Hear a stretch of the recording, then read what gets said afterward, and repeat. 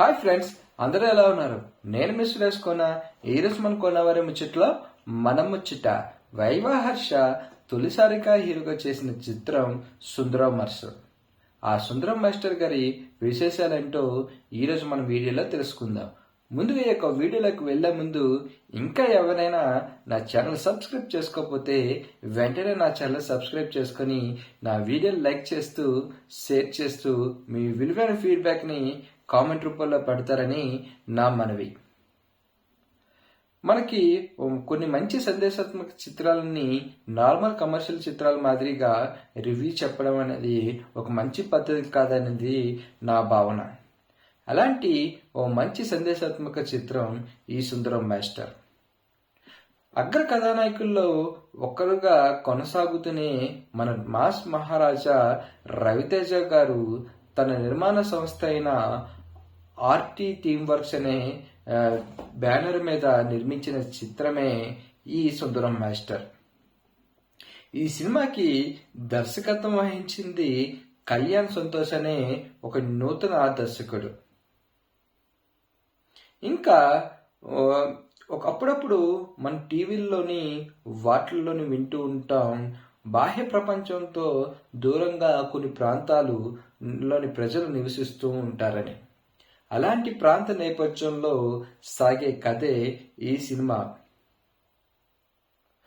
మనకి సుందరం మాస్టర్ అనే ఒక గవర్నమెంట్ టీచర్ మిర్యాలమెట్టె అనే ఒక ఆధునిక ప్రపంచంతో సంబంధం లేని ఒక గ్రామానికి వెళ్ళి ఆ గ్రామ ప్రజలకు ఇంగ్లీష్ నేర్పించడంలో తాను ఎదుర్కొన్న ఇబ్బందుల గురించి, అలాగే ఆ ప్రాంతంలో ఉన్న ఒక అద్భుతమైన వస్తువు గురించి ఆయన సాగించే వేట నేపథ్యంలో ఈ కథ ఉంటుంది.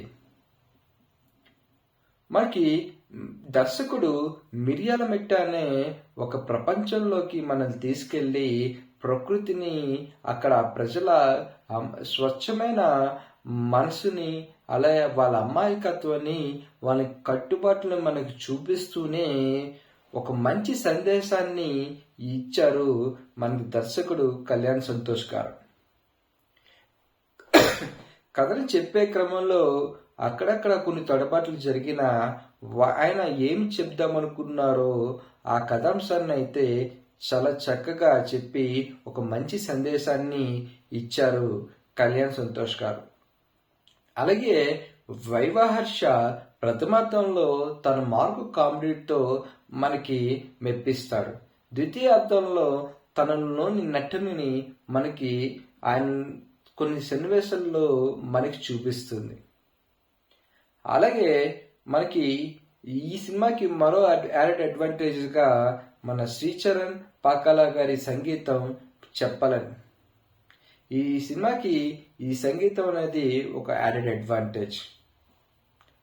అలాగే ఈ సినిమాలో నటించిన ఇతర నటీనటులు, అలాగే ఆ గ్రామ ప్రజలుగా నటించిన నటీనటులు కూడా మనకి ఎంతో చక్కగా ఆ క్యారెక్టర్ని మనకి పరిచయం చేసేటట్టు ఎంతో ఆకట్టుకుంటారు. ఓవరాల్గా ఒక మంచి సందేశాత్మక చిత్రం. మీరు మీ కుటుంబాలతో వెళ్ళి చూడాల్సిన చిత్రం. ఎటువంటి కమర్షియల్ ఎలిమెంట్లు ఉండవు, కానీ ఒక మంచి సందేశాన్ని చూసామే అనే భావన మనకు కలుగుతుంది. ఇలాంటి చిన్న సినిమాల్ని మనం ఎప్పుడు కూడా ఎంకరేజ్ చేస్తూ ఉండాలి. ఎందుకు ఈ మాట చెప్తున్నానంటే, నిన్న రిలీజ్ అయిన రోజే ఈ సినిమాని నేను రివ్యూ చేద్దామని చెప్పి ఒక థియేటర్లో టికెట్ బుక్ చేసుకుని తీరా థియేటర్కి వెళ్ళిన తర్వాత ఆ సినిమాని థియేటర్ యాజమాన్యం టికెట్లు తక్కువ బుక్ కావడంతో క్యాన్సిల్ చేసింది. సో దయచేసి ఒక సినిమాని నిర్మించడం కోసం ఎంతో కష్టపడతారు కాబట్టి అలాంటి చిన్న సినిమాలు కూడా మనం ఎంకరేజ్ చేయవలసిందిగా నా మనవి.